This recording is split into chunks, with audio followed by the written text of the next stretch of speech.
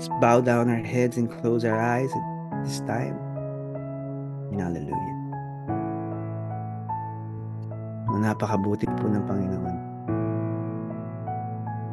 Sa mga nagnanais na tumanggap kay Jesus bilang Diyos at tagapagligtas, inaanyayahan ko po kayo ngayon. Yes, I would like to invite you right now if you would like to receive Christ as Lord and Savior.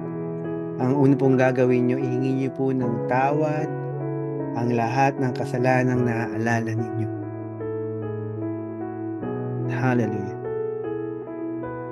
Pangalawa po, after nyo ask forgiveness sa lahat ng kasalanang naaalala nyo, sabihin nyo po sa Panginoong Jesus, salamat o Diyos, Jesus, dahil ikaw ang tagatubos ng aming kasalanan. Ang pinaka-importanting portion ng ating panalangin ito po, this is the most important bit, huwag niyo po kalimutan ito. Kailangan nyong ulitin itong panalangin ito at akuin nyo ito na mula sa puso ninyo. Repeat after me this prayer. Jesus, nais ko pong maranasan ang pag-ibig mo. Nais ko pong mawala ang takot ko sa impyerno, sa kaparusahan, sa kasalanan, sa kinabukasan na walang kasiguraduhan.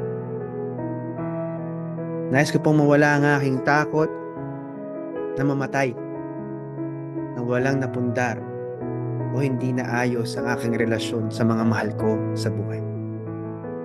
Manahan ka po sa aking puso. Nais po kitang anyayahan na maghari sa aking buhay. Ikaw po ang aking Diyos at tagapagligtas mula ngayon hanggang kailanman. Amen. Amen. Pwede po kayong dumilat panandalian. Kung kayo po ay nanalangin mula sa puso niyo, kayo po ay ligtas na. At kung kayo po ay naligtas sa programang ito, nais po namin marinig ang inyong karanasan. Please do comment and share and chat to us so that we can contact you or reach out to you kung nais niyo po.